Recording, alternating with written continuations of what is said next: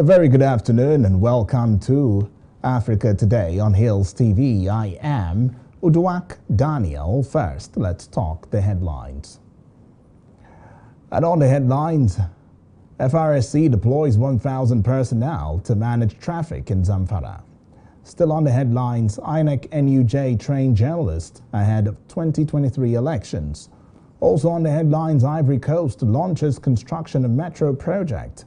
And on sport, Kenyan athletes banned after failing drug tests. And now the news in detail. The Federal Road Safety Corps, that is the FRSC Zamfara Sector Command, has deployed 1,000 personnel on a special patrol to manage traffic during the Ember months period. Sector Commander Iro Danladi disclosed this to newsmen in Gusau on Monday, noting that the 1,000 personnel were deployed across the major highways to address the possible traffic congestion during December months. According to him, the target offenses of the operation were speeding, overloading and bad tires. The sector commander added that the command would explore all avenues to reach out to the motoring public through public enlightenment programs at motor parks, media houses, mosques and churches. He assured that the Safety Corps would collaborate with other sister security agencies and other stakeholders to boost operational activities and ensure strict enforcement of such critical offenses. The commander also advised motorists to have and drive with caution to arrive alive, as only the living could celebrate. And now to the Independent National Electoral Commission, having you know that it has said many politicians are unhappy with current efforts by the Commission and security agencies to stop vote buying during the 2023 polls and are expected to fight back. The Commission said, though it is not going to be easy to root out the negative influence of money on the elections, it is determined to tackle it. INEC Chairman Mahmoud Yakubu disclosed this at a one-day stakeholders summit on addressing the influence of money in the general elections.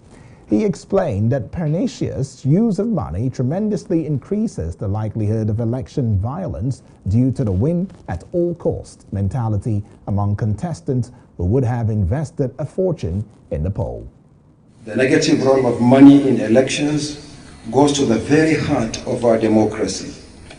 It destroys the very basis of democratic elections, which is that citizens should freely choose those who exercise power on their behalf. It renders the emergence of the right candidates for positions extremely difficult, undermines fair electoral adjudication, and destroys the professional and independent conduct of INEC officials and other public agencies involved in elections. Even more worrisome is the high prospect that criminal money may find its way into our elections through money laundering. Above all, the pernicious use of money tremendously increases the likelihood of election violence due to a win at all cost mentality among contestants who have invested a fortune in election.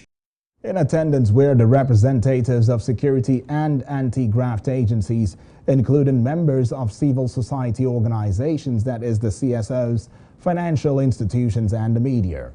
The INEC chairman maintained that election is not a business venture for profit, but an application to serve the people with the understanding that they may prefer someone else on one occasion.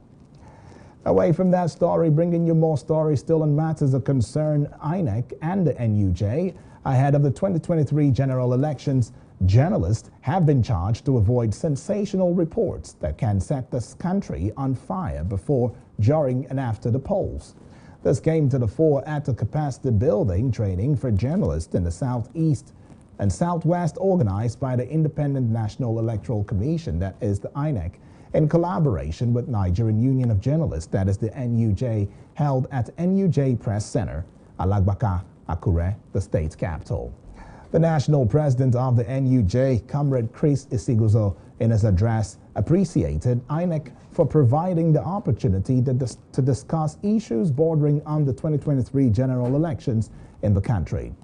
The national president, who was represented by the NUJ National Trustee, South-South, Bimbo Oyetunde, who opined that the media, regarded as the fourth estate of the realm, are an essential factor in the process of democracy. No fake news, no hate speech, no sensationalism. And by the time the election even is going on, we should not be in a haste to and by the time the election even is going on, we should not be in a haste to announce results. Festus Okoye, INEC National Commissioner and Chairman Information and Voter Education, who was represented by Administrative Secretary Oyetola Oyelami, noted that the roles of media and also the REC Rufus Ikeju promised that INEC would continue to partner with the media not only as a key stakeholder in the electoral process, but also as a viable tool for combating misinformation, fake news, and malicious falsehood. Journalists must play the role that is expected of them to avert breach of peace by being objective and neutral in their reportage before, during, and after the 2023 general election. The wife of the managing director of a Cancer Care Foundation, Aderemi Fagbemi Olaleye, on Monday took to the witness box to testify against her husband, Olufemi No fake Olaleye, news, no hate speech, no sensationalism. And by the time the election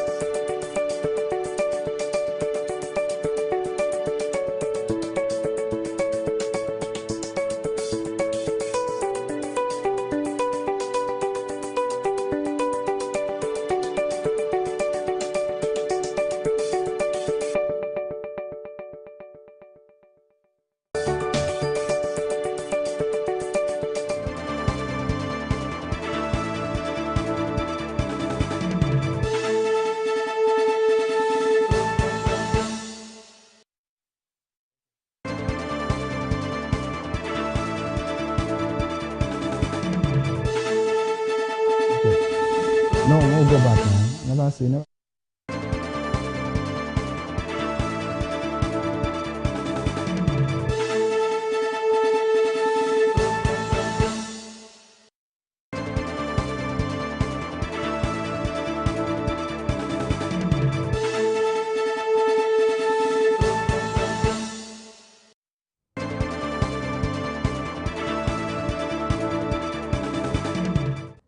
Apologies for that little break in transmission. The news continues with that story of the wife of the managing director of a Cancer Care Foundation, Aderemi Fagbemi Olaleye, on Monday taken to the witness box to testify against her husband, Olufemi Olaleye, who is standing trial for alleged defilement of her niece, a 15-year-old minor. Mrs. Olaleye, who was the first prosecution witness, described herself as an economist and an entrepreneur in the real estate and merchandise, saying she had been married to the defendant for 11 years. In her testimony before the Justice Ramon Oshodi of the Sexual Offences Court sitting in Ikeja, Lagos State, mother of two told the court that her husband sexually abused the minor when she came to live with them. Led in evidence by the Director of Public Prosecution, DPP, Babajide Martins, the witness testified that the minor, who was the daughter of her cousin, came to live with the family in November 2019 after the demise of her guardian, Mrs. Olalaye's mother, who she formerly lived with. According to the girl, this went on from March 2020 until November 2021, when she was able to summon up courage to tell an elderly family member. The witness said following her reports, the police investigated the defendant and the victim to unravel the truth. The DPO said he was referring the case to the gender section of the police force. The court subsequently adjourned the matter for continuation of trial.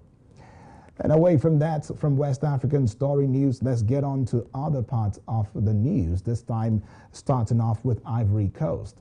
And having you know that Ivory Coast on Monday commissioned the construction of two major infrastructure projects in the Ivorian economic capital, Abidjan, set that of a metro and the extension of the international airport. The launch of the construction was attended by the French Economy Minister Bruno Le Maire, who signed agreements including credit for this project. Le Maire in Abidjan said the purpose of the visit is obviously to mark the concrete launch of the completion of major infrastructure projects. The French minister noted that the metro is one of the largest infrastructure projects on the continent, adding that it is an ambitious project, a social project that will benefit millions of people in Abidjan. At the end of 2019, a French consortium had been chosen to build the first metro line in Abidjan.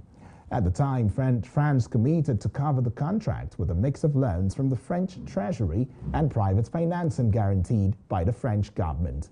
The cost of the work is estimated at 1.36 billion euros. The line will cross the Ivorian metropolis from north to south over 37 kilometers as far as the airport. The construction work has been delayed for years, but the government hopes that the metro will be operational by 2025. And now let's take you to Burkina Faso and have you know the newsmen have learned from security and local sources on Monday that at least 2 Burkinabe soldiers and 6 civilians were killed Saturday in 2 separate attacks in northern and eastern Burkina Faso.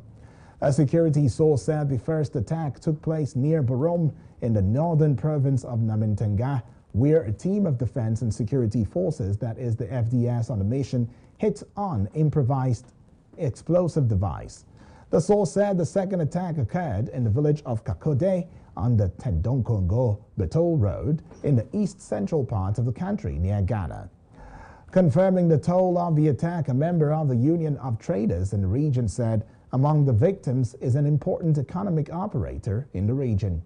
Since 2015, Burkina Faso has been regularly plagued by jihadist attacks that have killed thousands and forced some 2 million people to flee their homes. Captain Ibrahim Traoré, the transitional president who emerged from a military coup on September 30, the second in 8 months, has set himself the goal of reconquering the territory occupied by these terrorist crowds. The army said between December 1 and 10, 39 terrorists were killed in an anti-jihadist operation conducted in northwestern Burkina Faso. Let's go on a short break. When we come back, it's with more on Africa Today. Don't go away.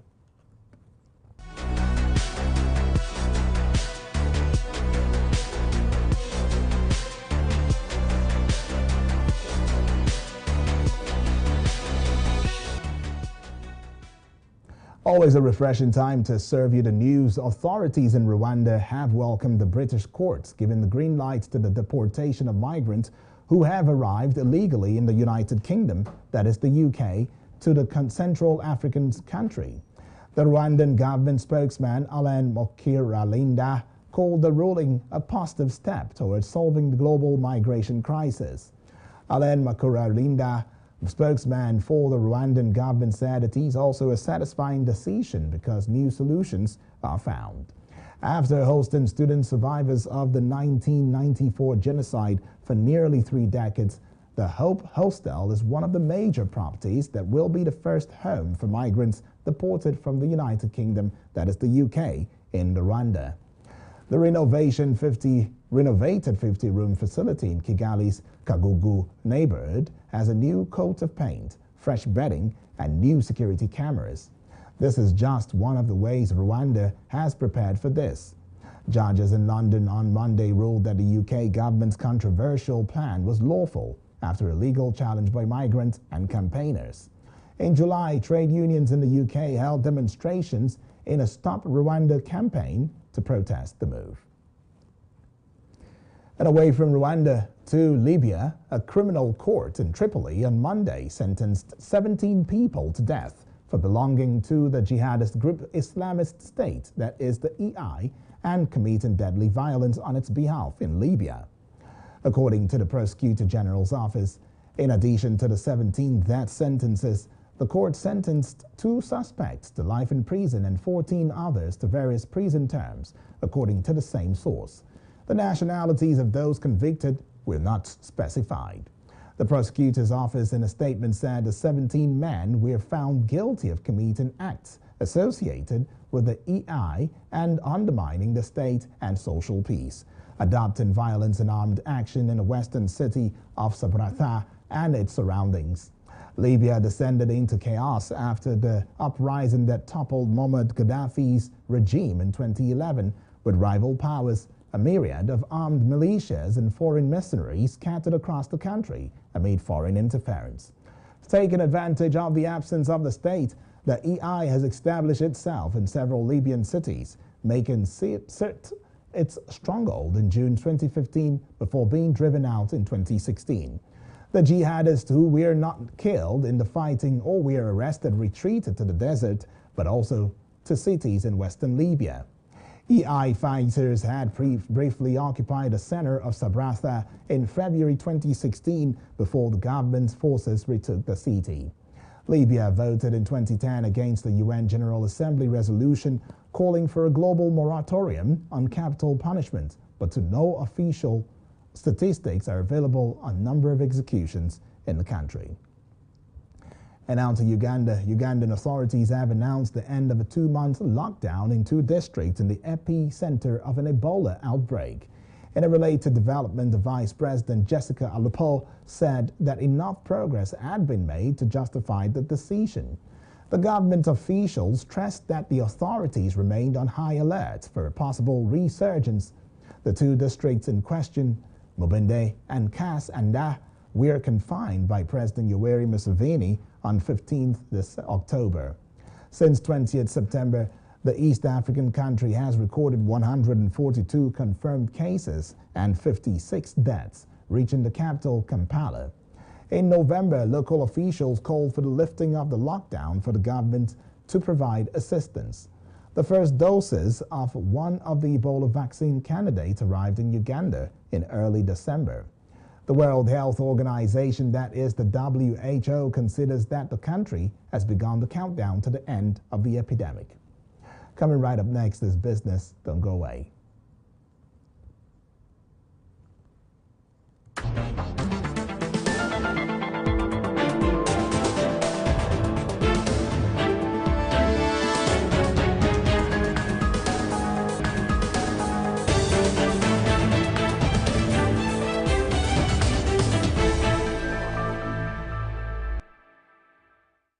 Delighted is to have you back. This is Africa Today, and this is the Business Desk.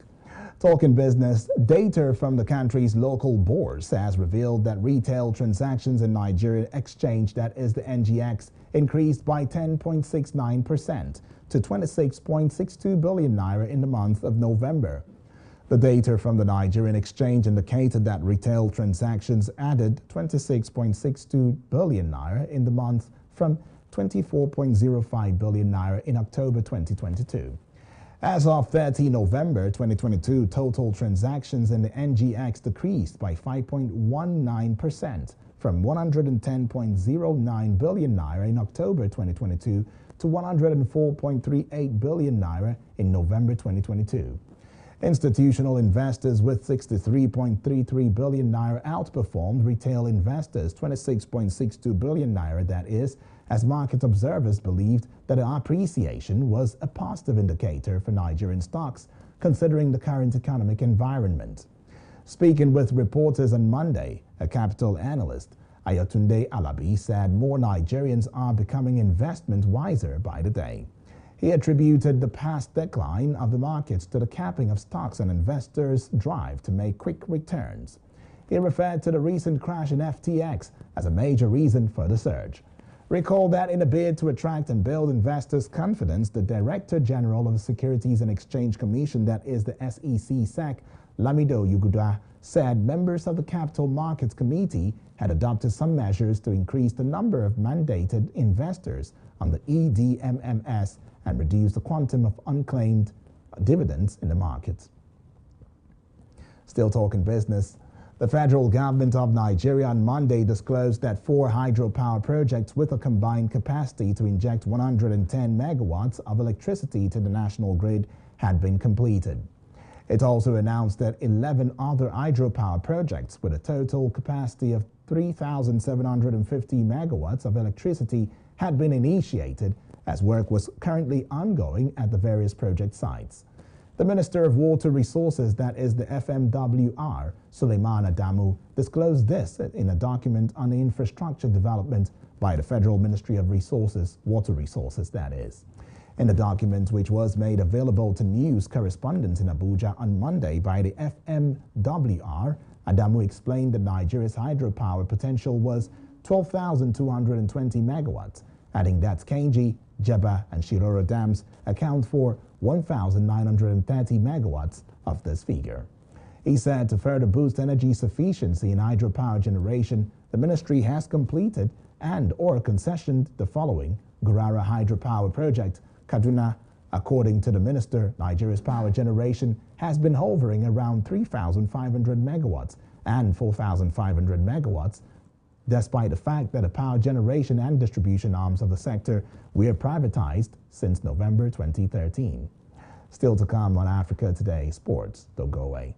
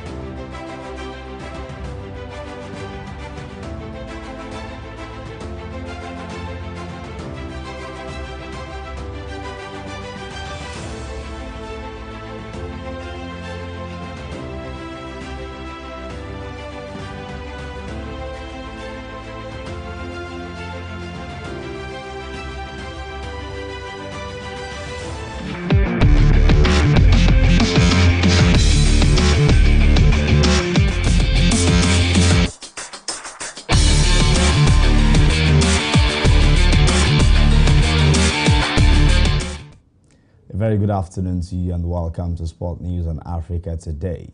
I am Richard Badun. Following Argentina's remarkable 2022 World Cup win over France, Super Eagles head coach Jose Peseiro has sent a congratulatory message to Lionel Messi and his teammates for winning their third World Cup finals in Qatar on Sunday at the Lusail Stadium. Messi led Argentina to a stunning World Cup victory, beating defending champions France 4-2 on penalties after an entertaining 3-3 draw over 120 minutes. Les Bleus twice came from behind to send the game to penalties as the Albicelestes won 4-2.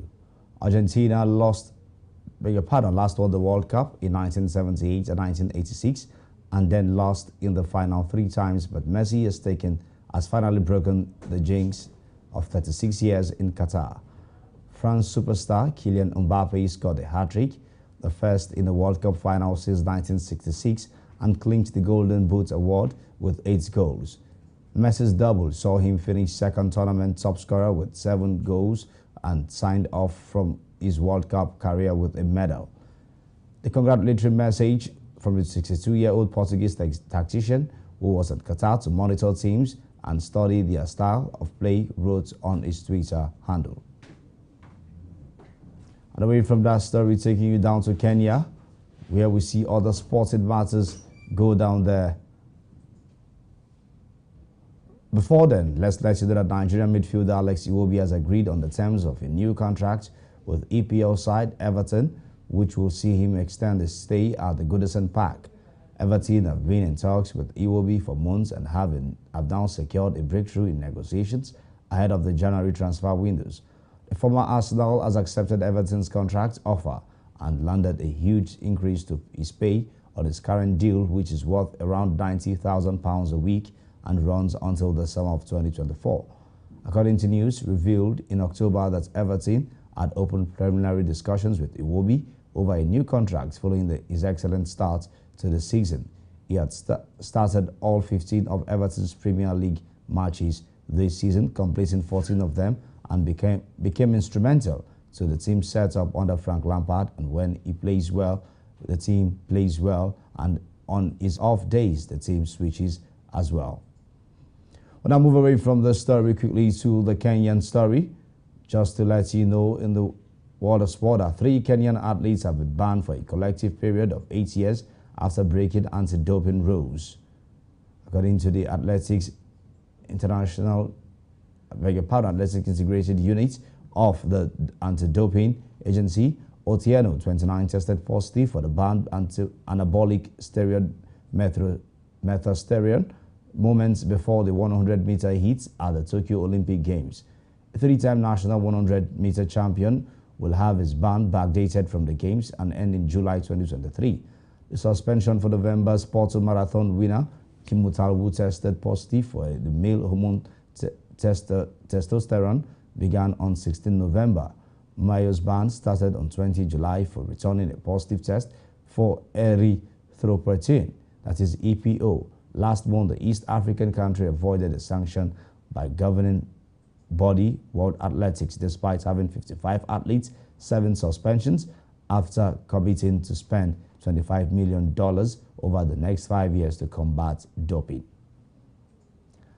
And that's your sport news on Africa Today.